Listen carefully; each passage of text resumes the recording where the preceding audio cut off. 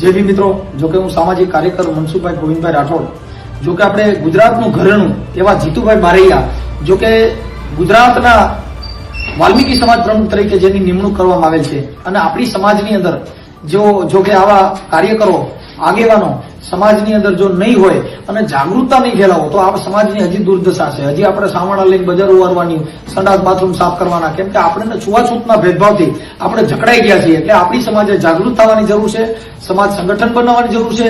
હજી વાલ્મીક, વણકર, ચમારના જે મતભેદો છે એ ખરેખર દૂર કરવા જોઈએ. આપણે વાલ્મીકી સમાજની અંદર જીતુભાઈ જે કઈ જસદણની અંદર જે પ્રમુખ પદ ધરાવી રહ્યા છે અને હોલ ગુજરાતની અંદર વાલ્મીકી સમાજનું પ્રમુખ પદ જેને મળેલ છે, તો આપણી સમાજમાં સંગઠન બની, શિક્ષિત બની અને જાગૃતતા ફેલાવી. જય ભીમ, નમો બુદ્ધાય. બંને એટલો વિડીયો મિત્રો શેર કરજો, જેથી કરીને આપણી સમાજની અંદર જાગૃતતા ફેલાય અને આવા યુવાનો સમાજની અંદર કઈક આગવી સમાજની અંદર ઉદાહરણ પૂરું પાડે.